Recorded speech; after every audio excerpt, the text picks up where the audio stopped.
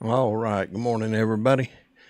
Uh, got started a little early. Got to be another abbreviated show. I'm running out of here this morning, headed for Paradise, Kentucky.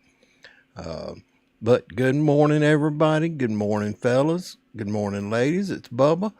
Good Monday morning. The start of a new work week and another chance to do it right. If you're tuning in live, drop your trade or location in the comments. Let me know what kind of work you're doing and where you're headed this morning. Drop that down in the comments. Coffee in hand, boots laced up. Well, let's go ahead and get into it. Whew. Man, I've been rushing around this morning trying to get ready to hit the road. Got about a 7-hour drive this morning. And I'm sitting here trying to read my notes. So everybody, hello, good morning, good morning. Give me a shout out. Let me know you're looking at me this morning.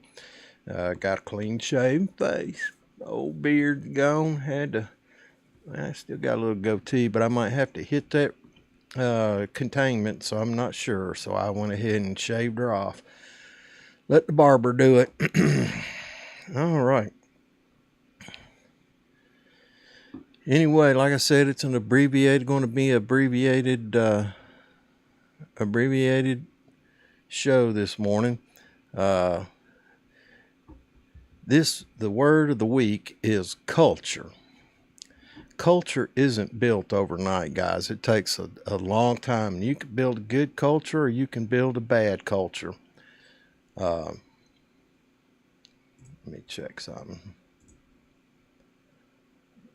Close.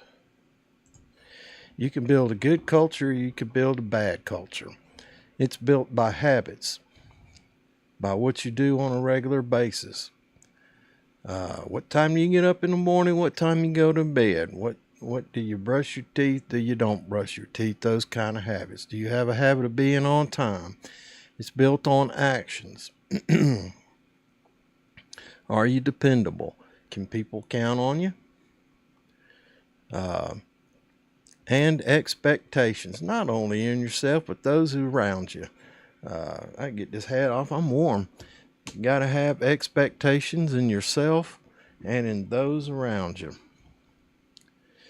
In construction, a culture of safety doesn't just protect people, it builds productivity. I want you to think about that.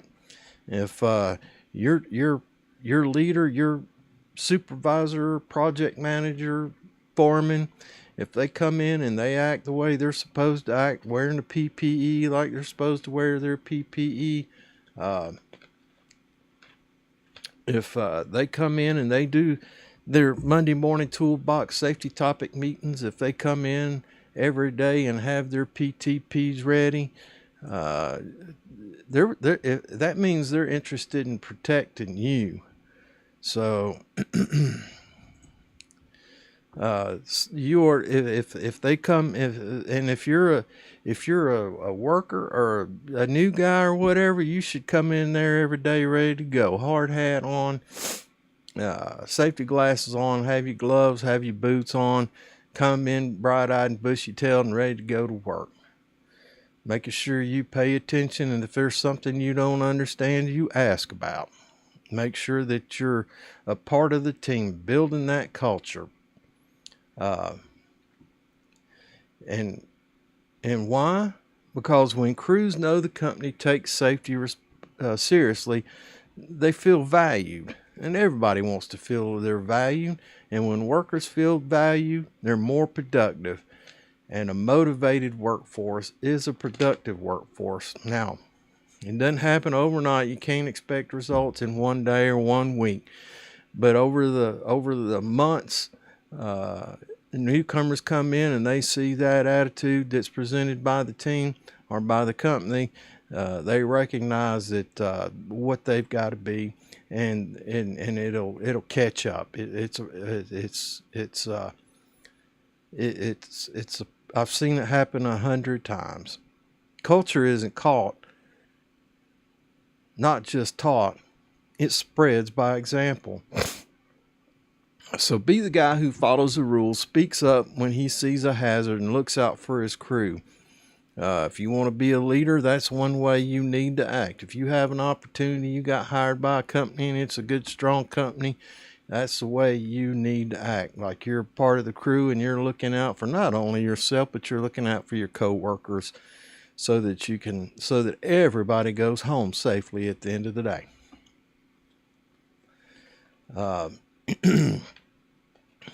Culture, it's what happens when no one is watching. Build the right culture. Don't let ne'er-do-wells and people who don't care control your destiny and your future. All right. It is 5:02 in the morning. Like I said, I got started a little early. If you're just popping in, thanks for popping in. Thanks for stopping by. Thanks for watching. This week, let's have a safety snapshot. Let's talk about scaffold inspection. All right, guys. We all seen scaffolding. We know what it looks like, but do you know how to properly inspect it? First thing you need to do is make sure that you understand how to inspect it. Every day before you get on that scaffold, there's a tag on it, and it's a green tag, yellow tag, or a red tag.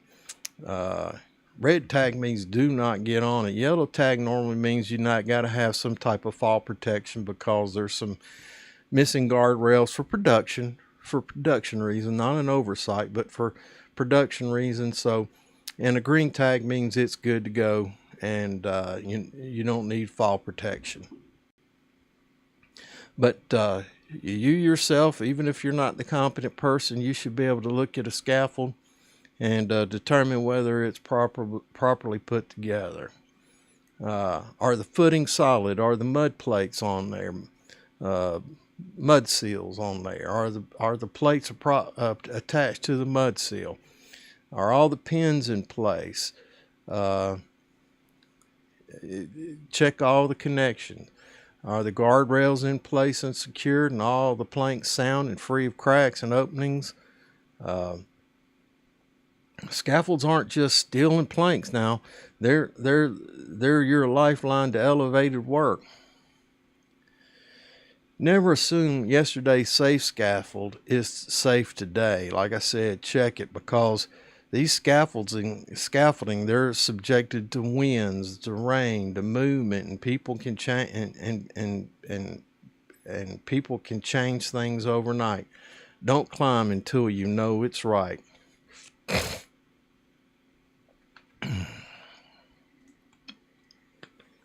Man, I had a scaffolding one time. It was 5 stories, and it went all the way around the building.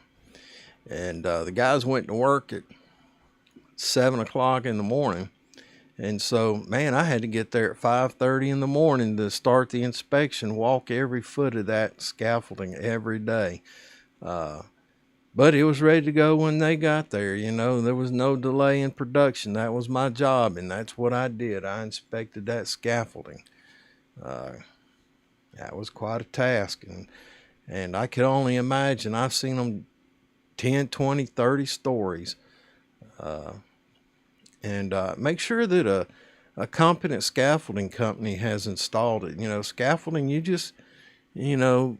I know we all use Baker scaffolding and masonry scaffolding, and it's pretty simple, but some of these high-rise scaffolding, that's a pretty complex thing, and you need to really be careful when you're putting that thing together. All right, I need to do something here. I can see I'm out of whack. Let's put this over here.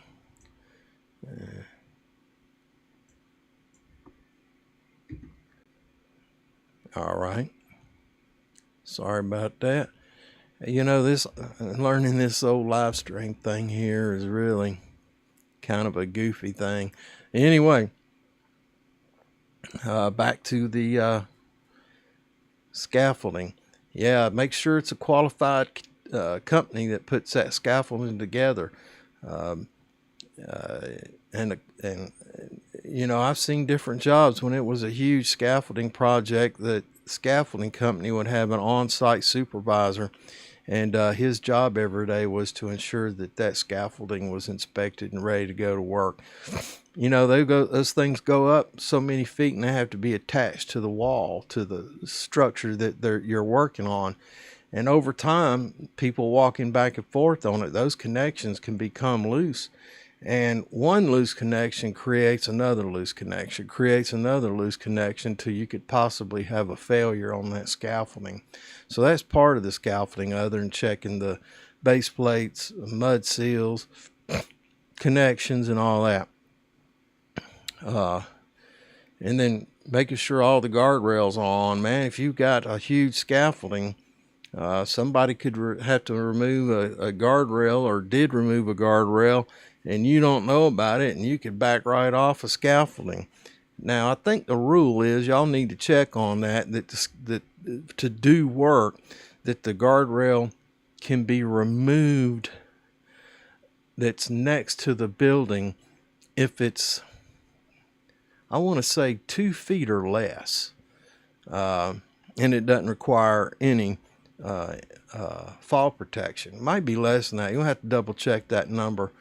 Send me, if you really want to know and you're really curious, send me a message or look it up on the OSHA standard. I know it's in the OSHA standard. And people say, hey, can you access a scaffolding through windows? Yeah, you can, as long as there's fall protection in place, either the scaffolding, and you could do it safely. We've done it before, and we've had stairs built where you went up, on the inside you had a couple stairs you could go up, and then you step on the window sill and then step down onto the scaffolding. So yeah, you could do that, and you could do that on multiple locations. You don't want people having to climb up and down those stairs, especially if you got tools and materials stored in the building. And I can't emphasize enough that the scaffolding needs to be inspected on a daily basis by a competent person. Wow, I've covered a lot of material, and I got started early. I'm thinking, man, 7 minutes, I got all this done. Anyway, we're moving along here. Here's another thing. This is a job site challenge, okay? If you're a supervisor, and if you're just an employee and you're going to work and you're new to a company, timeliness, being on time, being timely with your habits when you get to work, it's being on time shows respect for your crew, your foreman, and yourself. 5 guys waiting on 1 late worker is a waste of money, time, and morale. I always had a habit that I started my early morning meetings at 7 o'clock sharp. And for the first week or so, you'd have guys who are used to working for crews that would show up when they can, and so it was tough sometimes getting going at 7 o'clock in the morning, but I stuck with the program, and then I'd get 2 or 3 guys, and they would be early, and we'd stand around and hoo-ha and have a good time and talk about things. And then I got peer pressure is really the key to people being on time. And you had 3 or 4 guys out of a crew of 10 that were always early, and then everybody starts showing up on time a little early, and before you know it, your crew was there at 7 o'clock and ready to go. And didn't have those excuses, gotten caught in traffic, had to wait on this, had to get fuel. Don't care about all that getting fuel. You should have left earlier. And that sounds like a tough line, but you need to plan ahead to get there. You need to plan ahead. It's better to be early than be late. But here's the key thing on that peer pressure thing. You got a crew of 6 or 7 guys, and there's 2 guys riding together, and they're consistently running right at the clock or a minute or 2 late. What you do is you have everybody look at their watch. He says, well, I don't have a watch on. Well, I said pretend. And when you got a crew of 7 guys going, when them guys roll up, that peer pressure has a solid impact on their behavior. So that's just, things you can do. It has to be a wannabe kind of thing, and you'll develop that given enough time. You just got to give it the time and effort and stay consistent with your start times. You can't be and you as a leader, you can't be on time 3 days a week and expect your guys to be on time 5 days a week. You can't do it 4 days. You got to be the guy. You should be there early anyway. You got PTPs to do. You got daily reports to do. You got paperwork to prepare for your guys to do their equipment inspections, scaffolding inspections. You got a ton of stuff to do, and you need to be there early. And you're already keyed up, and you're already teed up. You're already, like they say in golf, you're teed up and ready to swing. And your guys will start picking up on that, and they'll show up, and they'll be ready to go when they get there. They'll be ready for that meeting. And along with being timely and also the other thing is, if you start engaging your men, and I think that's one thing that's a big part of culture, is engaging your guys. And so when you're there and you've gotten there early and they start showing up on time, you start engaging them. Say, hey, we're doing this work over here today, Juan. What's the best way to do this thing? And they're the guys that are out there doing the work. They're going to tell you what's the most effective way they think to do it. Now you have to purview it and make sure that the means and methods is appropriate and safe. But if they start buying in, you say, hey, that sounds like a good idea, but let's take a look at how we can do this maybe this way because of this.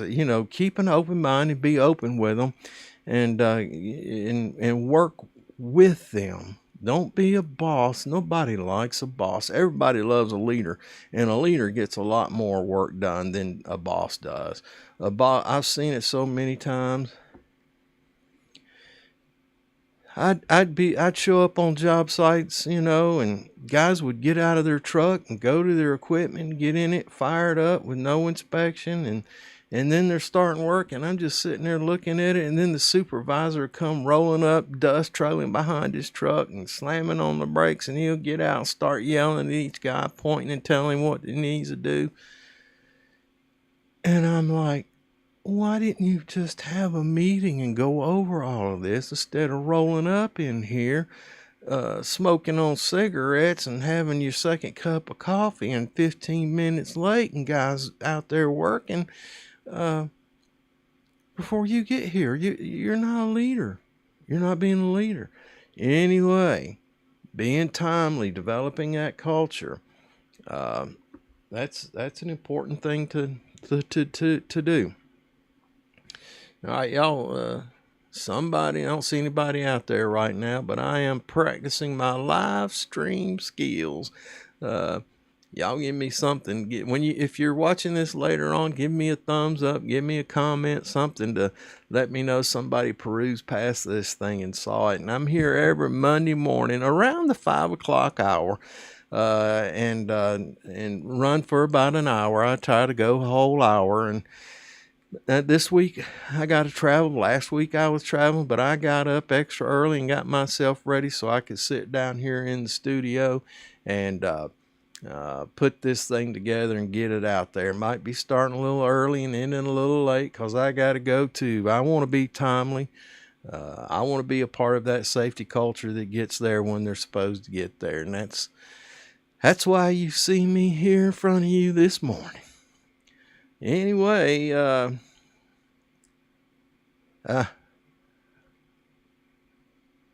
don't get this one. Why don't construction workers ever get hot?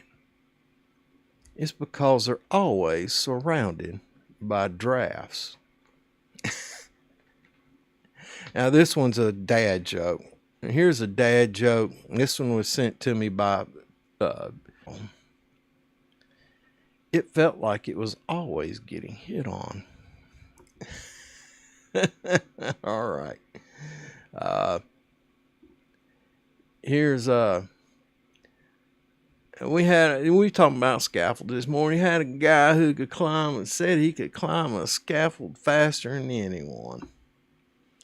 And we all got to joking with him, and he took off up 3 levels up, moving like Spider-Man. And this was a scaffold builder, until he realized he was climbing on the wrong end of the scaffold, and the whole crew laughed because he had to climb back down and get his stuff together. Anyway, I don't know.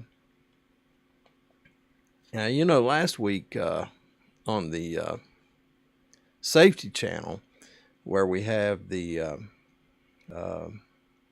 toolbox safety talks, last week we talked about safety is not a joke. Got some good comments on it. Folks saying they've seen what happens when safety is ignored for a laugh. That's on Middleclassbubba. I think there's a space somewhere in that, but anyway, y'all check it out. This the if you need toolbox safety topics, there's a couple hundred of them on there. I've been making them videos a long time. So if you need some ideas for a toolbox safety talk, and it's on a whole lot of different subjects, you can get on there and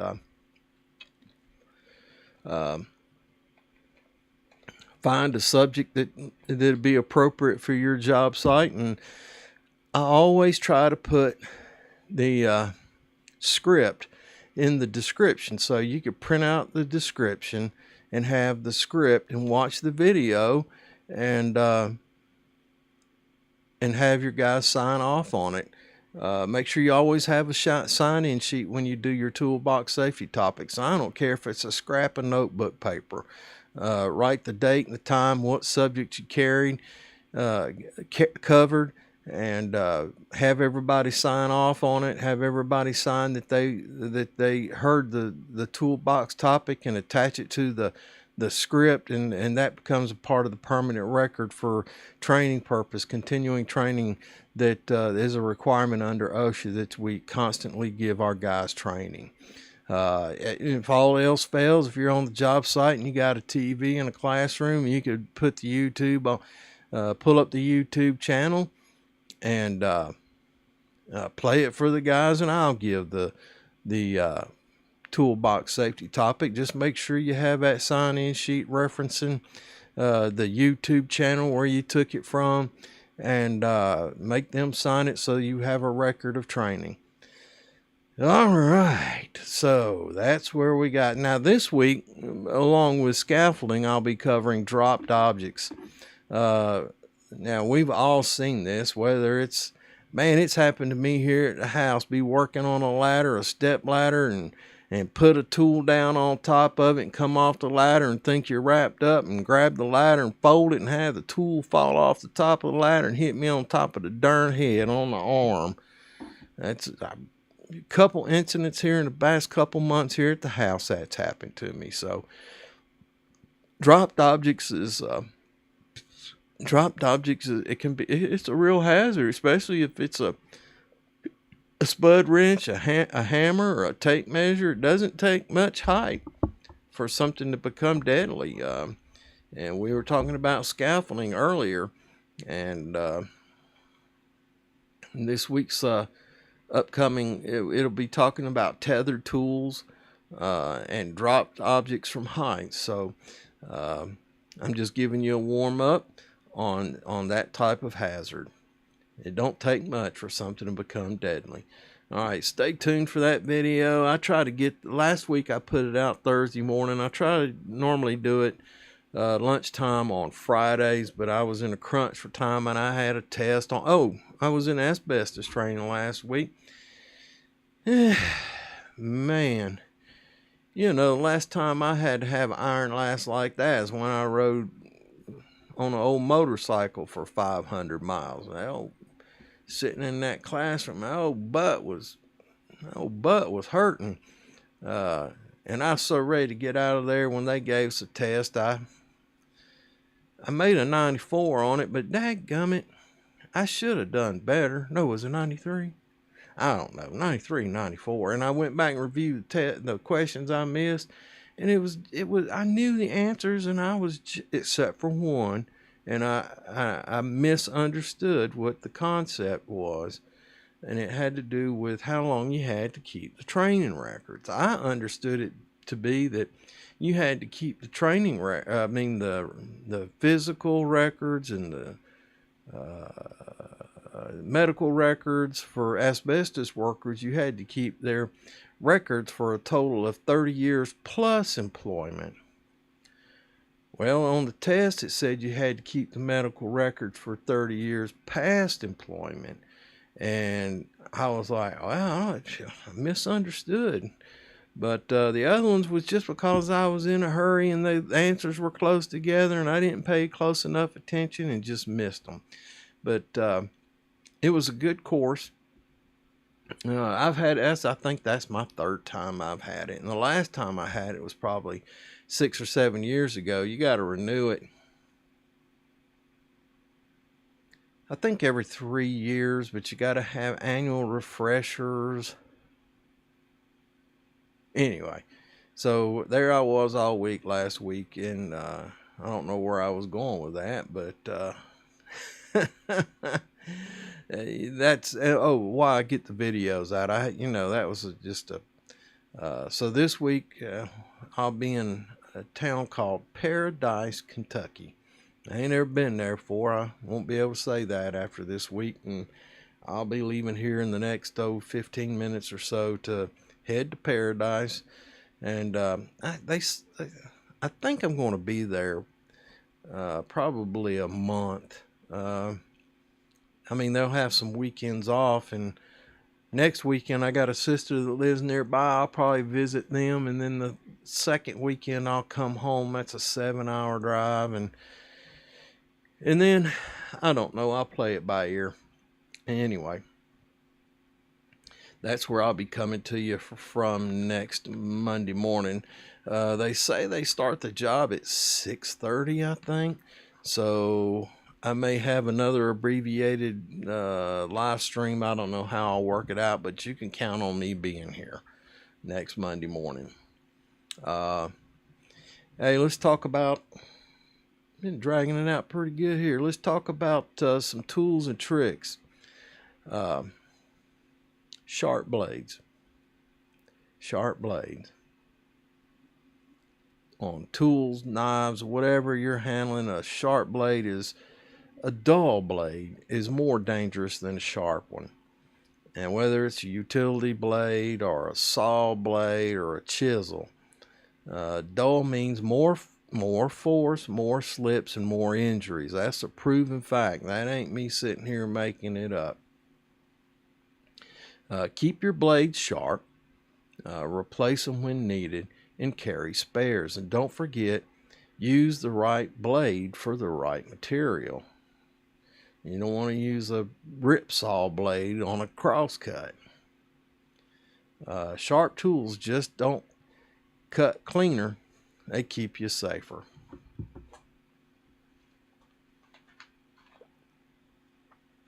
Y'all excuse me a minute. I got a cup of coffee here I got to get down. Somebody send me a comment or let me know that you're watching. How do I look? I look different without that old beard. All right. I can give you a trade quote. Trade wisdom quote.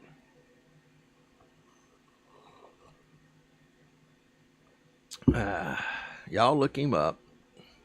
His name is Thomas Chandler Halliburton. Sounds kind of familiar. Halliburton Oil, Halliburton Services. Punctuality is the soul of business. Show up late and you cost money. Show up on time and you build trust. And it's as simple as that.